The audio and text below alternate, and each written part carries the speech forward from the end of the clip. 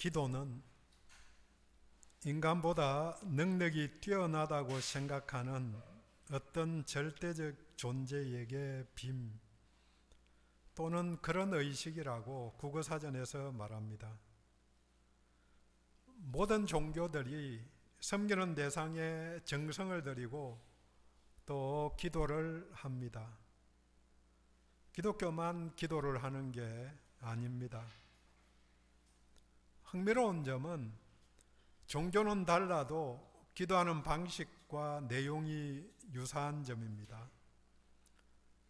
불교이든 무속 종교이든 지성이면 감천이다는 말을 실천하는 기도를 합니다. 물론 정성을 들이는 방법도 아주 구체적입니다. 이 점에서 보면 일천번제 말하는 거나 정한수 떠놓고 백일치성 드리고 또는 108배 하면서 100일 기도하는 거나 어쩌면 유사한 점들이 많음을 봅니다. 그런데 내용도 나의 어려움을 신이나 비는 대상에 의지하여 간절하게 요청해서 해결하기를 원하는 것이니까 대동소이할 수밖에 없는 것 같이 보입니다. 그러면 기독교의 기도는 우리의 기도는 무슨 차이가 있는가? 대상이 다른 게 다인가? 아니면은 내용도 방식도 차이가 있는지 생각해 보기를 원합니다. 기도에 대해서 아가페 성경사전은 생활 가운데 일어나는 여러 가지 상황에 대처하여 신자들이 취하는 하나님과의 교제의 한 행태를 말한다. 디럭스 바이블 성경사전은 성서에 있어서의 기도는 하나님과 그를 믿는 신자와의 교제, 사귐, 대화를 의미하고 있다고 알려줍니다. 의미와 주제가 완전히 다른 것입니다. 그 핵심이, 기도의 핵심이 교제이고 대화입니다. 그 면에서 생각해 보면은 내가 말하는 것도 있지만 반 이상은 들어야 합니다. 일방적으로 내가 말하는 것이 끝이 아닙니다. 내 내면으로 들어가는 것도 아니고 정성을 쌓는 것도 아니고 외부의 힘에 의지하는 것도 아니고 하나님의 뜻을 교제를 통해서 들려주는 말씀을 통해서 듣는 일입니다. 귀를 기울여서 들으려면 우리 하나님의 존엄성을 인정해야 합니다. 요새 경청이라는 말을 많이 듣습니다. 경청의 출발은 상대방을 인정하는 일입니다. 하나님을 하나님으로 인정해야 하는데 많은 경우에 하나님을 종으로 여기는 기도를 하는 것이 문제입니다. 기도는 공력을 쌓는 것이 결코 아닙니다. 기도는 그 문제나 삶의 방향에 대해서 우리 하나님의 뜻을 듣는 일입니다. 물론 듣고는 그 길을 선하게 열어달라고 요청하며 결단하는 일입니다. 물론 일상의 모든 일에 대해서 하나님의 도우심을 구하고 요청해야 합니다. 동시에 우리 하나님이 그 일을 기뻐하시는지 들어서 기뻐하실 일이 아니라면 포기하는 게 응답입니다. 또 어떻게 이루어 주실지를 기대하며 요청하지만 하나님의 뜻을 분별하는 교제입니다. 오늘 함께 읽은 본문이 포함된 17장 전체가 예수님의 마지막 기도입니다. 13장부터 18장까지 같은 날 저녁 유월절에 일어난 일입니다. 다락방에서 최후의 만찬을 나누시고 마지막 말씀을 제자들에게 전달하시고는 본문으로 시작되는 기도로 사역을 마무리하신 것입니다. 본문 다음 18장에서 우리 예수님이 겟세마네 동산에서 그 밤에 잡히시고 다음 날 십자가에 달려 돌아가셨습니다. 다른 복음서에는 만찬 후에 겟세마네 동산에서 기도하는 기도의 내용이 기록되어 있는데 요한복음에는 그 기도가 없습니다. 그러니까 요한복음서에서는 본문이 마무리 기도가 되면서 마무리를 하는데 겟세마네 기도는 십자가를 짐에 대한 예수님의 요청과 하나님의 뜻을 성취하기 위한 기도이고 본문은 좀 더 거시적으로 보면서 사역을 마무리하는 최종적으로 성천을 바라보는 대제사장으로서의 기도문입니다. 기도와 관련해서 마태복음과 누가복음에는 주기도문이 있지만 요한복음에는 나오지 않습니다. 우리가 잘 아는 주기도문은 주님이 모델 기도로 알려주신 기도문인데 그저 암송만 해서 사용하면 주문같이 응답도 교재도 없는 공허한 기도일 따름입니다. 이러한 정신으로 기도하라는 모범 기도가 주기도문입니다. 여기에 비해서 본문의 기도는 실제로 예수님이 사역을 마무리하면서 하나님께 드린 기도입니다. 그래서 오늘 본문에 드러난 기도의 핵심을 중심으로 주기도문의 내용과 연결시켜서 기도에 대해서 나누려고 합니다. 주기도문을 살펴보면 전체가 6가지 강구입니다. 크게 보면 먼저 하나님을 대상으로 한 3가지 요청, 하나님의 이름이 거룩히 여김을 받으시오며 또 하나님의 나라가 임하게 하시고 마지막으로 뜻이 하늘에서와 같이 땅에서도 이루어지기를 원하며 기도합니다. 다음은 우리를 대상으로 한 3가지 요청, 일용할 양식을 주시고 죄를 용서해 주시고 시험과 악에서 지켜달라는 요청입니다. 단순하게 보면은 먼저 하나님의 뜻이 이루어지기를, 그 다음 우리의 필요를 채워주시기를 간구하는 내용입니다. 본문도 8절까지는 하나님을 영화롭게 해달라는 요청이고 9절부터는 그들, 즉 예수께 맡겨주신 자들인 제자들의 필요를 위한 기도입니다. 우리 하나님의 뜻을 구하고 그 뜻이 이루어지기를 원하는 것이 우리 하나님께 영광 돌리는 일입니다. 영광이라는 말을 생각해 보면은 그 단어가 추상적인데 일상에서 우리들이 적용해야 하는 말로 바꾸려는 노력이 필요합니다. 물론 워낙 많이 들어서 영광이라는 단어 뜻이 잘 알고 있다고 생각을 하지만 구체적으로 내 삶에서 그 영광이 어떻게 드러날 거냐, 어떻게 드러내게 할 거냐, 이걸 생각할 필요가 있다는 거죠. 인생의 목적이 하나님의 영광이라고 잘 아는 이사야서 43장 2절에 나오지요. 목표가 명백하면 그 목표를 항상 언급하게 되어 있습니다.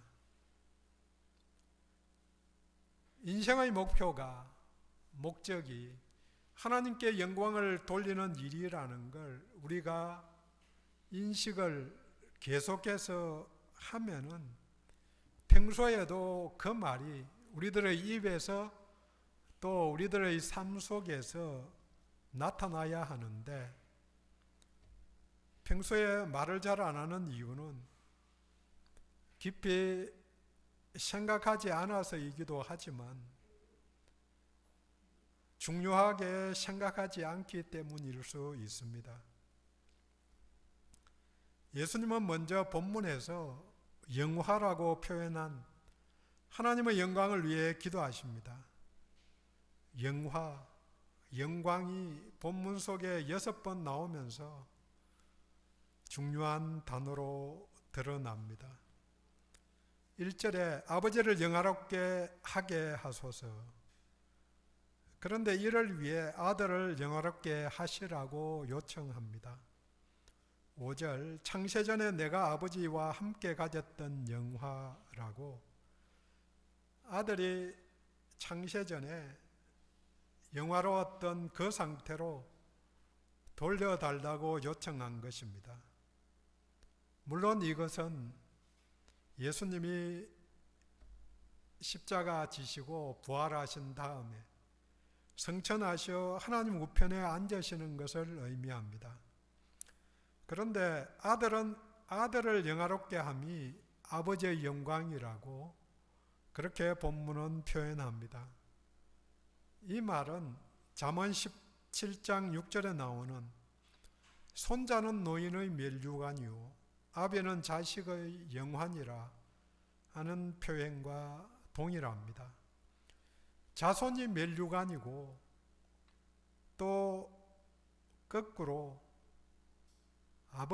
부모는 자식의 영화라고 그렇게 말하듯이 자손이 면류관이고 영광일 뿐 아니라 거꾸로 그 역도 동일합니다.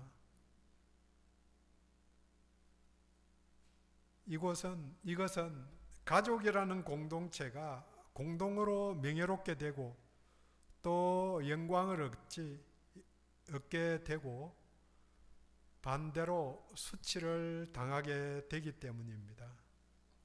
요즘 세상에 말도 안 되지만 며칠 전에 파키스탄에서 가족의 수치를 제거하기 위해서 명예살인을 하는 것은 공동체를 중요하게 생각하기 때문에 가족의 명예가 떨어지면 그걸 지켜야 할 의무가 있기 때문에 그를 위해서 살해했다는 거죠. 아들이 이 땅에서 아버지 것을 받은 것이 3가지입니다. 6절에 내게 주신 사람들, 7절에 내게 주신 것들, 8절에 내게 주신 말씀들, 사람, 물질, 말씀입니다. 하나님께서 아들에게, 예수님께 이게 필요하기 때문에 이 3가지를 주셨고, 이것이 이 땅에서 우리들에게도 소유해야 할 것의 본질입니다. 사람, 물질, 말씀.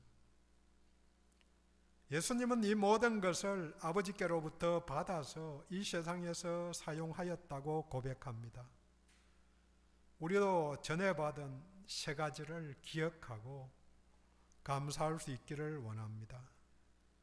또 이 사실들을 제자들도 알았습니다. 7절에 그들은 예수님이 가지신 것이 모두 다 아버지로부터 온 것인 줄 알았나이다.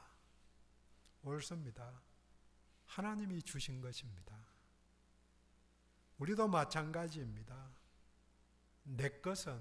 우리 것은 아무것도 없습니다. 하나님이 허락하셔서 지금 잠깐 사용하고 있을 따름입니다. 끝나는 그날, 생명이 끝나는 그날에는 모조리 사라질 것이고, 또 지금 상황에서도 어떤 것들은 오래 가지고 있을 때도 있고, 어떤 것들은 받자마자 사라질 수도 있는 것입니다. 여기서 예수님의 첫 번째 사역은 받은 것을 전한 것입니다. 8절에 내게 주신 말씀들을 그들에게 주었사오며, 그러니까 이어서 그들이 이것을 받고 내가 아버지께로부터 나온 줄을 참으로 아우며 아버지께서 나를 보낸 줄을 믿었다고 확인합니다. 아버지로부터 받은 것을 제자들에게 전한 것입니다. 아버지 것이 아들의 것이 되고 또 제자들 것이 되었습니다. 전달자가 없으면 받을 수가 없습니다. 특히 이 말씀을 듣고는 제자들에게 믿음이 생겼습니다. 첫 번째로 예수님의 기도의 초점은 하나님의 영광입니다. 주기도문에서 하나님 청원 세 가지 모두가 연결됩니다. 이름이 거룩하게, 나라가 임하게, 뜻이 이루어지는 것이 하나님께 영광 돌리는 일입니다. 받은 것을 전달함으로 하나님께 영광을 돌린 것, 하나님이 주신 것을 알고 믿게 만든 것이 영광을 돌린 것입니다. 하나님의 하나님 되심을 고백함이 영광 돌리는 일입니다. 이제 두 번째 내용, 연합을 위한 기도가 하나님을 영화롭게 합니다. 아들이 영화롭게 되는 것, 하나님 우편 자기 자리를 다시 찾아가는 것이 하나님의 영광이 됩니다. 창세전의 영광을 회복하여 다시 하나가 되었기 때문입니다. 이 연합이 영광으로 인도합니다. 영광을 회복한 아들을 통해서 이 연합이 확장되어서 제자들에게까지 나아갑니다. 9절, 내가 그들을 위해 비옵나니 내게 주신 자들을 위함이니이다. 그들은 아버지의 것입니다. 11절에 우리와 같이 그들도 하나 되게 하소서. 기도의 초점이 제자들의 연합 하나됨입니다. 이 하나됨은 제자들 간의 하나됨도 있지만 핵심은 하나님과의 하나됨입니다. 하나님의 친교의 연합에 믿는 자들이 포함됩니다. 주신 자들을 보전하여 하나 되게 하심이 하나님께 영광을 돌리는 일입니다. 전도서에 세겹줄이 잘 끊어지지 않는다고 말합니다. 어느 분은 본문의 하나됨이 사겹줄이라고, 네겹줄이라고 말합니다. 삼위 하나님과 제자와의 연합이기 때문입니다. 먼저 보전해 주시고 그 다음 하나 되게 해달라고. 근데 이 보전함은 주기도문에 우리 청원 중에서 시험과 악에서 구출과 연결이 됩니다. 시험과 악에서 구출함. 더 나아가 연합의 조건으로 죄사함과 용서가 필요하며 이를 위한 기도를 하신 것입니다. 본문 뒤에 예수님의 기도가 이어지면서 계속해서 기도 내용 중에 보존해 달라고, 15절에는 악에 빠지지 않게 보존해 달라고, 또 17절에는 거룩하게 해달라고 요청을 하십니다. 그것은 예수님이 제자들 곁을 떠나기 때문입니다. 11절 말씀에 나는 세상에 더 있지 아니하오나 나는 아버지께로 가옵나니, 아들은 가니까 아버지의 이름으로 아버지께서 그들을 보존해 달라고 요청합니다. 이 말씀은 요한복음 7장 39절에 예수께서 아직 영광을 받지 아니하셨으므로 성령이 아직 그들에게 계시지 아니하더니 아직 아버지께로 가지 않으셨으니 영광을 받지 못하셨고 성령님이 오시지 않으신 것입니다. 아들이 부활성천하셔 영광을 받은 다음 제자들에게 성령님이 강림하셔서 세상을 책망하시고 직접 제자들을 모든 진리 가운데로 인도하신다고 16장에 말씀하십니다. 성령님이 오셔서 제자들을 담대하게 만들고 거룩한 하나님의 성품으로 닮아갈 수 있게 돕고 또 지속적으로 보존해 주십니다. 다음 주일이 오순절 성령 강림 주일입니다. 성령님의 다른 사역이 많이 있지만 하나 되게 하시는 영이 성령님이심을 기억해야 합니다. 왜 교회가, 왜 가정이 믿는다고 하면서 분열되는가? 다른 영을 받았든지 아니면은 성령을 무시해서 그렇습니다. 에베소서 4장 3절에 말씀하십니다. 성령이 하나 되게 하신 것을 힘써 지키라. 성령님은 하나 되게 하시는 분이십니다. 제자 공동체를 위한 기도가 그들을 보존하고 하나 되게 해달라는 요청입니다. 급변하는 상황 속에서 반드시 해야 할, 우리가 해야 할 기도 제목입니다. 마지막으로 예수님은 사명을 완수함으로 하나님께 영광을 돌리셨습니다. 4절, 아버지께서 내게 하라고 주신 일을 내가 이루어 아버지를 이 세상에서 영화롭게 하였사오니. 주기도문에 뜻이 하늘에서 이룬과 같이 땅에서도 이루어지이다 기도하고 그 기도 내용대로 실천하신 것입니다. 맡기신 사명을 감당하셔서 다 이루었다고 승리의 창가를, 비록 십자가 지기 바로 전날 저녁이지만 승리의 창가를 부를 수 있었던 것입니다. 맡겨주신 그 일이 무엇인가? 맡겨주신 사람들에게 6절, 아버지의 이름을 나타낸 것입니다. 또 2절에 주신 모든 사람들에게 영생을 주게 하시려 한 뜻을 이루어서 영생을 주신 것입니다. 그런데 영생을 3절은 하나님과 예수 그리스도를 아는 것이라고 설명합니다. 영생은 아는 것입니다. 자주 하는 말이지만 여기서 하나님을 안다는 것은, 정보를 아는 것은 말하지 않습니다. 성경시험 100점 받은 것이 결코 아닙니다. 극단적으로 신학자들 중에서 무신론자도 있는데 그들은 하나님을 모르는 것입니다.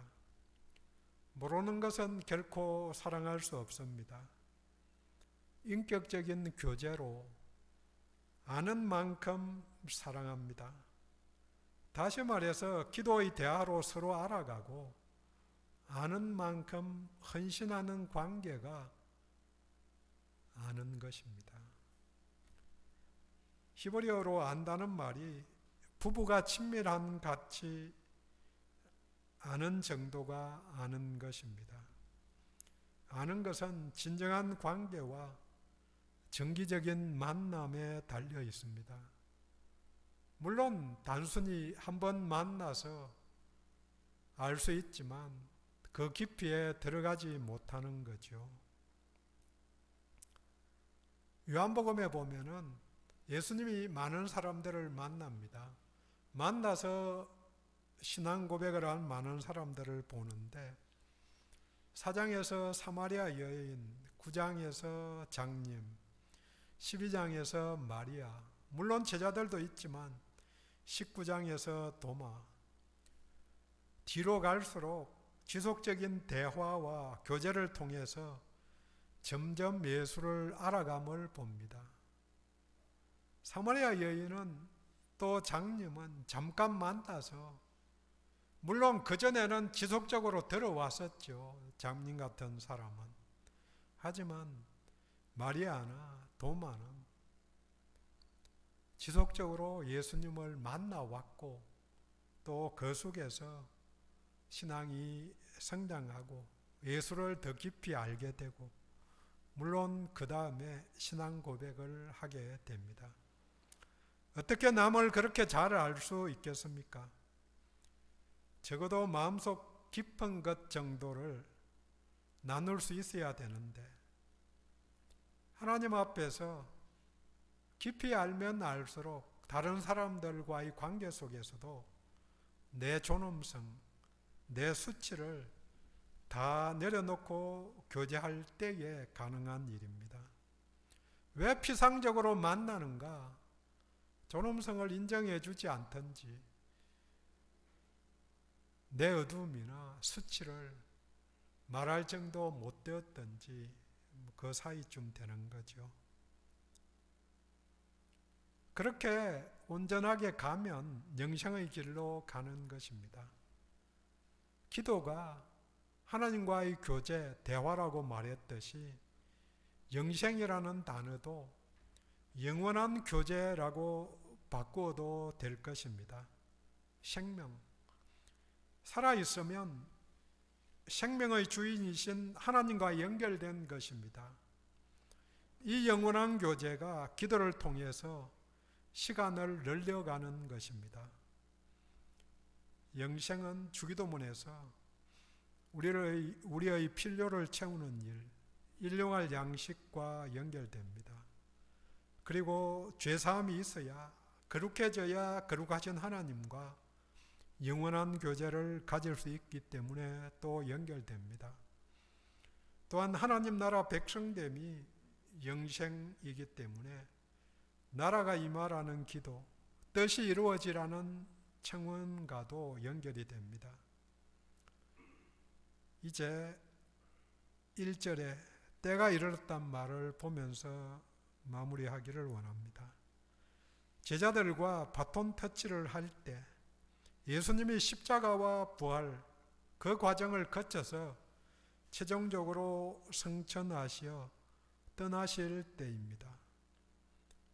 떠나신 것이 제자들에게 유익하다고 말씀하신 것이 오늘 우리들에게도 적실합니다. 몸으로 계시지 않고 성령님을 통해서 역사하시기 때문에 지금 우리들에게까지 성령의 역사가 이루어지는 것입니다. 떠날 때에 맞게 적절한 기도를 하신 예수님이십니다. 주기도문 기도를 그 상황에 맞게 기도하신 모범을 봅니다. 정리합니다. 영광이 연합으로 인도하고 연합의 조건이 영생입니다. 하나님의 영광을 위해 기도하고 제자들의 필요를 위해 기도하신 주님의 기도의 본을 알았으니 우리도 하나님의 영광을 위해서 또 우리의 보존과 일처를 위한 기도를 오늘도 해야 합니다. 나를, 우리를, 우리 가정을, 우리 사회를, 우리 나라를 악한 세력에서 보존하시고 구성원들이 하나 되게 도와달라고 잠깐 합심해서 기도하기를 원합니다. 아버지 하나님,